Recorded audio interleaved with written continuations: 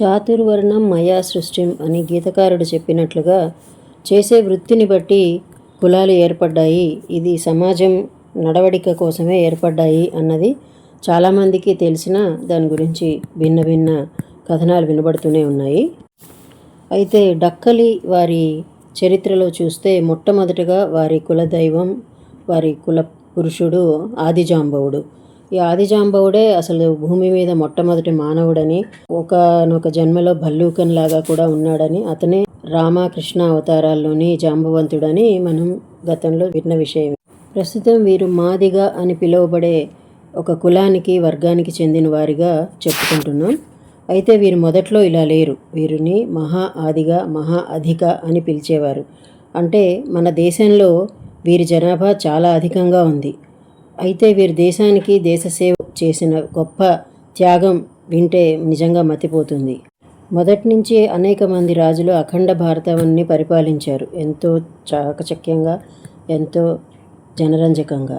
అయితే ఆ సమయంలో వీరత్వాన్ని ప్రదర్శించిన వారు క్షత్రియులుగా తప్ప కులము ప్రాతిపదికగా ఏమీ లేదు.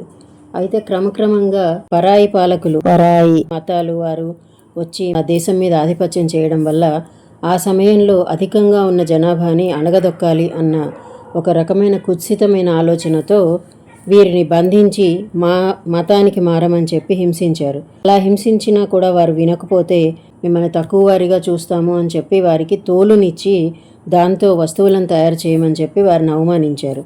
అయినా సరే అందుకు కూడా వారు సిద్ధపడి అందులో నైపుణ్యాన్ని సాధించారు తప్ప దేశానికి ద్రోహం చేయాలని కానీ వారి మతాన్ని తీసుకోవాలని కానీ వారు ఆశించలేదు. వారే మాదిగలు, మహా అధికులు. ఇప్పుడు ఇంక వారి గురించి తెలుసుకుందాం. తోలుతో అనుసంధానమైన కులంగా మాదిగ కులాన్ని గురించి చెప్పుకోవచ్చు. ఎందుకంటే ఏ ఇతర ఖనిజాలు, లోహాలు కూడా కనీసం తెలియని కాలంలో చనిపోయిన శరీర చర్మం నుంచి కూడా అవసరానికి ఉపయోగపడే పనిముట్లు తయారు చేయగల నైపుణ్యం వీరి సొంతం. ఉదాహరణకు వ్యవసాయము, గొర్రెల పెంపకం వంటి పనుల్లో వెళ్ళిన వారికి తాగడానికి నీటి బుర్రగా తోలుతిత్తిని, కాళ్ళకు చెప్పులను తయారు చేసిన ఘనత వీరిది. అయితే ఇది కొన్ని తరాల వరకే ఒక శాప కారణంగా సంభవించిందని ఒక కథనం. అదేంటో తెలుసుకుందాము మరి. సంబరాలకు, పండుగ కోలాహలానికి డప్పుని, తాటికలు తీసేయడానికి తోలు బెల్టు, తాడు, బొక్కెన, బావిలోకి నీటిని తోడడానికి ఉపయోగించే పనిముట్లు, ఇలాగే రాతితో పదునైన కత్తిని, ఇలా అనేక రకాలుగా వారు సృజించారు. గ్రంథాల ప్రకారంగా చూసుకుంటే మాదిగ జాంబ పురాణం ప్రకారం కలియుగంతో అంతమైంది. విశ్వబ్రహ్మ ఖనిజాలు ఉన్న పర్వతాలను, మనువులను తవ్వి తీసుకుని రమ్మని చెప్పినప్పుడు అవి తీసుకురావడం కోసం ఒక తోలు సంచిని జాంబవంతుడిని అడిగితే అతను స్వయంగా తన కుమారుని చంపి ఆ కుమారుని శరీర అవయవాలతో తోలుతిత్తుని చేసిచ్చాడు అని చెప్పి కథనం. అతని పేరు యుగమహాముని. ఆ కుమారుని శాప ప్రభావమే కొన్ని తరాల పాటు వారసత్వంగా తోలుతో పనిచేసేవారిగా మిగిలారు అని చెబుతారు. జాంబవుని డొక్కలో నుంచి పుట్టినవాడు.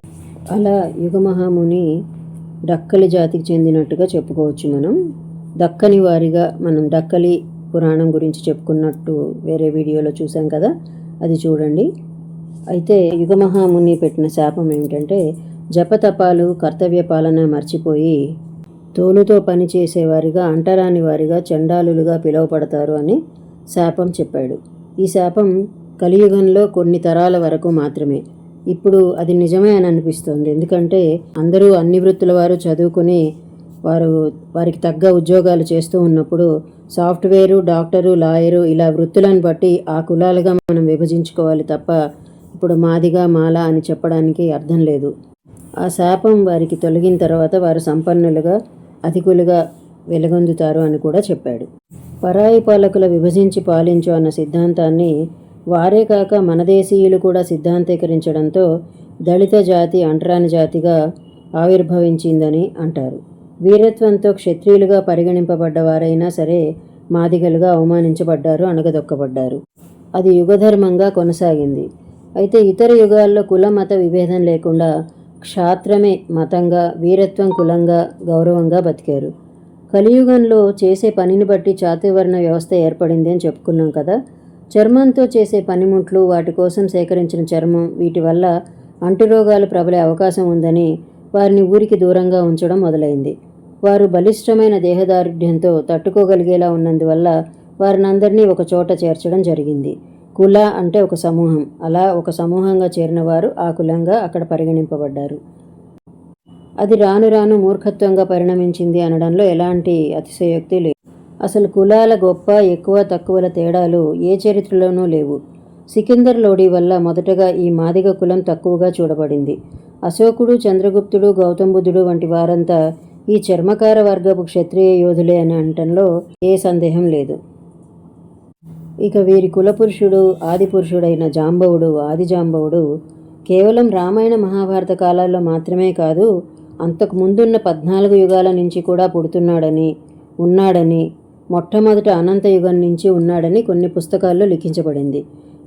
ఒకానొక సమయంలో బ్రహ్మకి నిద్రించే సమయం వచ్చి అన్ని ఖండాల వ్యక్తులకి రక్షకునిగా తన ఆవలింత నుండి పుట్టించిన వాడే ఆదిజాంబవుడు అని అంటారు. ఇతడు ఒళ్ళంతా జుట్టుతో, నల్లని దేహఛాయతో, 6 అడుగుల ఎత్తు కలిగి దృఢమైన శరీరంతో ఉంటాడు. కాలక్రమంలో యుగ మార్పుల్లో భల్లూక జన్మగా కూడా మనకి రామాయణ మహాభారత చరిత్రలో ఉంటుంది. క్షీరసాగర సమయంలో అలంకృత యుగంలో మేరు పర్వతాన్ని మోకాలితో ఆపాడని కూడా ఒక కథనం వినిపిస్తుంది. అంటే అంతటి బలవంతులు అని మనకి అర్థమవుతోంది. ఉత్తరాదిన వీరిని చమార్లు అంటారు. వీరు గజ్జెల లాగు, ఆత్మలింగం, కొంగవాన్ కత్తి కలిగి ఉగ్రరూపంతో వారి కులాన్ని గురించి చెప్పేటప్పుడు వేసుకునే వేషధారణ ఉంటుంది. తోలుబొమ్మలాటలు చిందు భాగవతంలో ఈ కథలను మనం వినవచ్చు.